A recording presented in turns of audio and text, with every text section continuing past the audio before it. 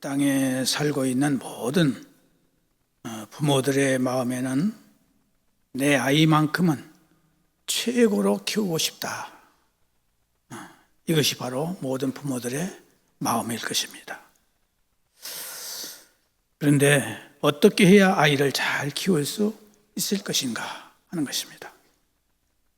세계적으로 정평이 나 있는 자녀 교육이 유대인들의 자녀 교육입니다. 유대인들의 자녀 교육은 그들이 어느 곳에 살든지 그 주변 사람들에게 큰 영향력을 끼치는 민족이 되도록 만들었습니다. 이스라엘 국민들의 숫자는 비록 몇백만 안 되지만은 세계에서 가장 뛰어난 영향력을 가진 나라가 되었습니다. 2000여 년 동안 나라를 잃어버리고 가진 학대와 고통을 당한 유대인들이 어떻게 해서 이렇게 뛰어난 인물들이 많이 나왔을까요? 그들은 그 수많은 고난 속에서도 신앙을 지킬 수 있었던 것은 독특한 교육 원리 때문이었다라고 말하고 있습니다. 유대인들의 독특한 교육 원리는 뭐냐? 성경의 근거를 둔 신앙 교육으로서 유대인의 교육 핵심은 오늘 본문 신명기 6장을 근거로 해서 한 쇠마 교육입니다. 쇠마라는 말은 하나님의 말씀을 들으라, 그런 뜻입니다. 유대인들은 이 말씀을 자녀들과 함께 아침과 저녁으로 하루에 2번씩 꼭 암송하게 했습니다. 바로 오늘 이 말씀에 자녀가 잘 되는 길이 있습니다. 자녀가 잘 되려면 첫째는 부모는 자녀의 영혼이 잘 되도록 가르쳐야 됩니다. 부모들은 사랑하는 자녀들에게 무엇보다도 먼저 그 영혼이 잘 되도록 마음을 기울여야 됩니다. 마음. 자녀의 영혼이 잘 되려면 예수님을 잘 믿는 이가 되도록 어려서부터 성경을 배우게 하고 기도하는 법을 가르쳐야 됩니다. 예수님이 누구이시고 나와 무슨 상관이 있는지를 바로 알고 믿어서 주님을 사랑하는 자녀가 되도록 해야 하는 것입니다. 또한 따뜻한 부모의 사랑을 통해서 하나님의 사랑을 가르쳐야 합니다. 그러려면 부모는 그 자식이 자기의 자식이기 전에 하나님의 자녀임을 깊이 인식해야 되는 것입니다. 자녀가 주님 안에서 영혼이 잘 될 때에 예수님 어린 시절의 모습처럼 하나님과 사람들 앞에서 자랑스러운 자가 되는 것입니다. 누가복음 2장 52절에 보면 예수는 그 지혜와 키가 자라가며 하나님과 사람에게 더욱 사랑스러워 가시더라 라고 예수님에 대해서 칭찬을 하고 있습니다. 창세기 21장 12절에 보면 이삭이 젖을 때에 하갈이 낳은 이스마엘이 이 이삭을 희롱하는 것을 이삭의 어머니 사라가 보고서 아브라함에게 말합니다. 내 아들 이삭과 함께 기업을 얻지 못할 일은 바로 이는 이스마엘이다 라고 이렇게 확실하게 말합니다. 그랬을 때에 아브라함이 마음속에 근심하고 있었어요. 이스마엘도 분명히 내 자식인데 그 씨를 하나님께서 이삭으로 바꾸겠다 이것입니다. 그래서 고민하고 있을 때 하나님께서 아브라함에게 말씀하십니다. 이삭에게서 난 자라야 네 씨라 할 것이라 라고 하나님이 분명히 말씀해 주셨습니다. 그 이후로 이삭만이 아브라함의 씨가 되는 축복을 누리게 되는 것입니다. 이사야 41장 8절에서 10절 말씀 보면은 그러나 나의 종 너 이스라엘아 내가 택한 야곱아 나의 벗 아브라함의 자손아 내가 땅 끝에서부터 너를 붙들며 땅 모퉁이에서부터 너를 부르고 내게 이르기를 너는 나의 종이라 내가 너를 택하고 싫어하여 버리지 아니하였노라 두려워하지 말라 내가 너와 함께 함이니라 놀라지 말라. 나는 내 하나님이 됨이라. 내가 너를 굳세게 하리라. 참으로 너를 도와주리라. 나의 의로운 오른손으로 너를 붙들리라고 아브라함에게 하나님이 말씀해 주신 것입니다. 천지 만물을 창조하신 하나님께서 아브라함과 이삭의 후손들을 하나님의 백성으로 선택하셨기 때문에 하나님의 말씀, 곧 쇠마를 마음에 새기고 지키는 자에게 복을 받게 되어 있습니다. 따라서 하나님을 믿는 믿음을 가지고 하나님의 입에서 나오는 말씀을 지키고 순종하는 자에게 하나님은 복을 주신다는 것입니다. 오래전 한 병원에서 있었던 일입니다. 한 소년이 13살 때에 혈우병을 앓아서 수술을 받는 중에 수혈이 잘못되어 가지고 이 소년이 후천성 면역결핍증에 걸리고 말았습니다. 오늘날로 말하면 에이즈에 걸리고 말았다 하는 것입니다. 병원의 실수로서 그는 속수무책으로 죽음을 기다려야만 했습니다. 그러나 그 아이는 자신이 죽는다는 것을 환히 알면서도 부모나 형제나 특히 실수한 그 의사를 원망하지도 않았습니다. 항상 밝은 웃음을 보였고 모두에게 웃으면서 감사의 삶을 살았습니다. 이러한 사실이 방송 매체를 통해서 전해지게 되어서 많은 사람을 감동시켰습니다. 그 소년이 다니던 교회와 주변 교회들이 이 천사와 같은 아이의 쾌유를 위해서 기도하게 되었고, 특히 그 지방 도지사까지 찾아와서 그 어린아이를 위로해 주었습니다. 그러나 결국 5년을 더 살다가 18살의 이 소년은 하늘나라로 갔습니다. 그가 마지막으로 아버지와 나눈 대화가 더욱 마음에 감동을 주고 있습니다. 아들아, 미안하다. 나는 아무것도 너에게 해준 것이 없구나. 무능한 아빠를 용서해다오. 아들은 대답을 했습니다. 아닙니다. 저는 많은 선물을 아빠로부터 받았습니다. 그중 가장 귀한 선물은 아버지께서 제게 천국 열쇠를 주셨습니다. 예수님을 믿게 해주시고 말씀을 통하여 영생을 얻도록 인도해 주셨습니다. 이보다 더 큰 선물이 어디 있겠습니까? 부모가 아이들 교육에서 가장 중요한 것은 하나님과 우리 주 예수 그리스도에 대해서 바르게 알게 해주는 것입니다. 이것이 바로 바른 믿음입니다. 진실한 믿음입니다. 이 믿음은 우리가 상상할 수 없는 놀라운 능력을 주어서 인내로 소망 가운데서 고난 중에서도 기쁨을 누리게 하는 힘을 준다는 것을 우리는 알아야 됩니다. 여러분, 자녀들의 영혼이 이렇게 잘 될 수 있기를 축복합니다. 두 번째는 부모는 자녀가 건강한 도덕관을 가질 수 있도록 가르쳐야 됩니다. 구약 본문 신명기 6장 1절에 이는 곧 너희의 하나님 여호와께서 너희에게 가르치라고 명하신 명령과 규례와 법도라. 너희가 건너가서 차지할 땅에서 행할 것이니 라고 말씀하고 있습니다. 하나님께서 말씀하신 명령, 규례, 이 법도는 항상 정직하고 의로운 길로 인도하게 되어 있습니다. 본문에서 유대인에게 명령으로 부과된 두 가지 의무인 규례와 법도를 행하라고 했는데, 여기 규례라는 말은 도덕법을 잘 지키라는 말이요, 법도는 사회 규범을 잘 지키라는 말입니다.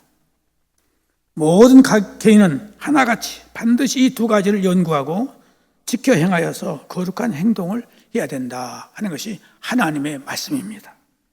그래서 온 이스라엘 공동체가 하나님을 두려워하는 속성을 가져야 하는 것입니다.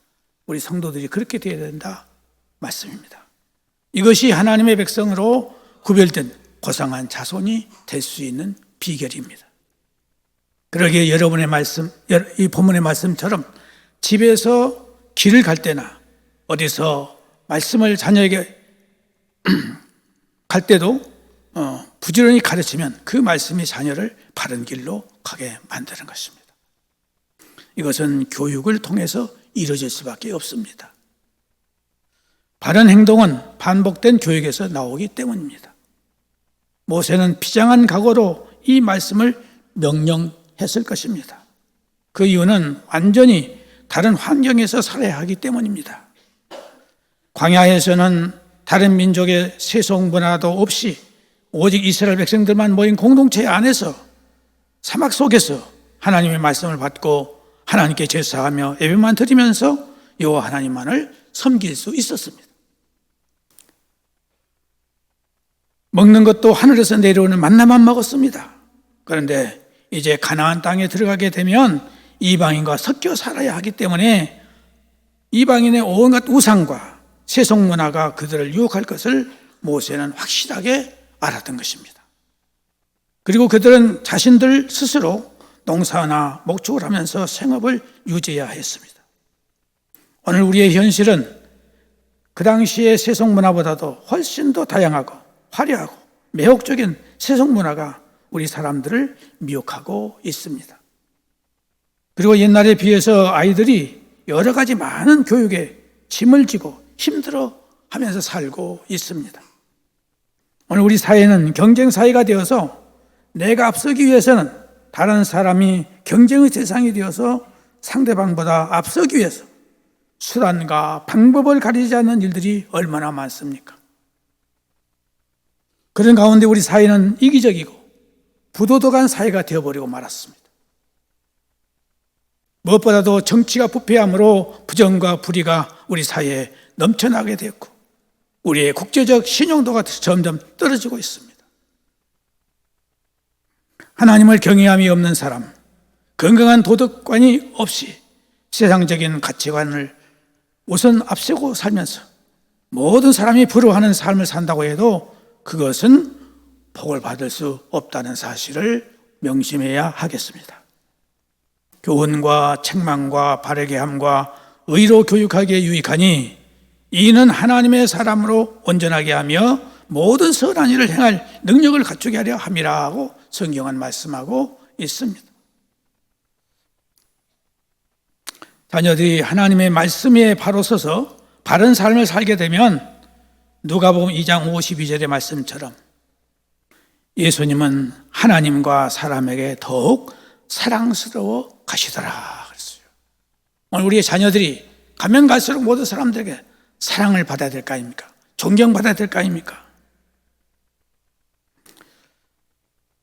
예수님께서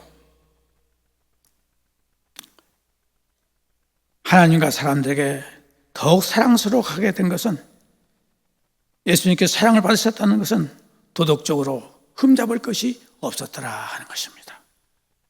또 예수님께서 사람들에게 사랑을 받으셨다는 것은 인간관계에 있어서 부족함이 없었다는 것을 말해주고 있습니다. 예수님은 어려서도 부모님에게 순종하며 받드셨습니다. 도덕교육이라고 하는 것은 인간관계의 교육을 말하고 있습니다. 영적인 교육이 하나님을 사랑하는 교육이라면 도덕교육이라고 하는 것은 인간관계를 바로 하는 교육입니다. 우리의 자녀들이 하나님의 말씀에 기초하여 바른 도덕관을 가지고 가정과 사회와 민족을 세워가는 자들이 될 수 있기를 진심으로 소망합니다. 마지막으로 부모는 자녀가 사랑의 사람으로 살도록 가르쳐야 되는 겁니다. 구약 본문 신명기 6장 5절에 너는 마음을 다하고 성품을 다하고 힘을 다하여 내 하나님 여호와를 사랑하라 했습니다. 이것이 쇠마 교육의 핵심입니다. 부모와 자녀가 잘 되려면 먼저 하나님을 사랑해야 돼요. 하나님을 제일로 사랑해야 됩니다. 어떻게 사랑합니까? 마음을 다하고 성품을 다하고 뜻을 다하고 힘을 다하여 하나님을 사랑해야 하는 것입니다. 마음은 애정의 중심, 곧 지정의입니다. 성품은 내 속에 있는 영혼을 말하고 있습니다. 힘은 정신적, 육체적 능력을 말하고 있습니다. 이것은 전인격적으로 하나님을 사랑을 하라는 말입니다. 주님만 사랑합니다. 이 찬양이 우리의 고백이 되시기를 축원합니다. 가정에서 하나님을 사랑하는 모습을 보여주는 것보다 더 큰 신앙 교육은 없습니다. 하나님께 예배드리는 일에 정성을 다하는 모습, 기도하는 모습, 말씀을 읽고 묵상하는 모습, 말씀대로 이웃을 사랑하고 실천하는 모습을 보이면서 아이들의 신앙은 그걸 보면서 성장하게 되는 것입니다. 이처럼 온 가족이 진정 하나님을 사랑하는 가정만 된다면 그 가정은 반드시 행복하지 않을 수가 없습니다. 하나님을 뜨겁게 사랑하는 사람을 만나면 우리가 얼마나 많은 감동을 받습니까? 우리 자녀들도 부모가 하나님을 사랑하는 것을 느낄 때 감동이 갈 수밖에 없습니다. 우리가 일평생 변하지 않고 사랑해야 될 대상은 바로 살아계신 하나님이십니다. 우리의 구세해 주신 예수님이십니다. 주님은 자기를 사랑하는 자와 함께 하시고 경험 속에서 친밀한 관계를 맺어주시는 분이십니다. 우리를 사랑하여 십자가에서 자신의 목숨을 주신 예수님, 우리에게 너희가 서로 사랑하라, 이런 세 계명을 주셨습니다. 위로 하나님을 사랑하고 세상에서는 이웃을 내 몸처럼 사랑하라고 하셨어요. 주님의 사랑을 가지고 사는 사람은 내가 잘 되고자 남을 짓밟고 모함하고 험담하며 깎아내리는 사람이 되지 않고 오히려 세워주고 상대방을 높여주고 희생하며 사랑으로 섬기는 삶을 살게 되는 것입니다. 이게 진짜 예수 믿는 사람이에요. 사도 바울은 고린도전서 13장에서 우리 성도들에게 꼭 필요한 세 가지를 권면하고 있습니다. 그것은 바로 믿음과 소망과 사랑이라고 말씀하고 있습니다. 사랑은 가장 소중한 것이고 아름다운 것이고 모든 이들에게 가장 필요한 요소입니다. 아프리카의 한 과원에서 어린아이들이 알 수 없는 병에 걸려서 죽어가고 있었습니다. 그런데 알고 보니까 그 원인은 고아원에서는 아이들을 먹이기는 먹이고 재울 뿐 가정에서의 따뜻한 사랑이 없었기 때문에 사랑을 받지 못해서 그들이 점점 시들어가고 있었다는 것입니다. 그래서 의사들이 계명을 주었어요. 하루에 3번씩 이 어린아이들을 안아주십시오. 입을 맞춰주십시오. 사랑을 표현해 주십시오. 이렇게 시작한 지 얼마 되지 않아서 그 어린아이들이, 죽어가는 아이들이 점점 회생하게 됐다 하는 것입니다. 사랑은 이렇게 중요한 것입니다. 임상의학자 조엘 빈슨 박사는 이런 말을 했어요. 가출 소녀의 90%가 접촉 결핍증에 걸려 있다. 의미심장한 말이죠. 심리학에서 피부는 겉으로 드러난 뇌라고 했습니다. 예수님은 접촉의 사랑을 손을 내밀어 몸소 실천하셨습니다. 손을 내밀어서 병자들을 어루만져 주시기도 하시고, 손을 내밀어 일으켜 주시기도 하시고, 병을 고쳐 주시기도 하시고, 어린애를 품에 안아 주시며 손을 얹어 어린아이들을 축복해 주시기도 하셨습니다.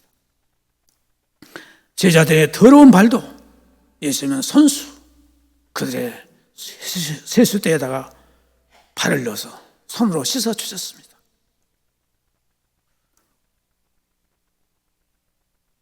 우리의 아이들을 더 많이 안아주고 사랑을 표현해주는 성도들이 될 수 있기를 주님의 이름으로 축복합니다. 기도하겠습니다. 하나님 아버지, 오늘 주신 말씀대로 살아갈 수 있는 은혜를 주시옵소서. 예수님의 이름으로 기도드리옵나이다. 아멘.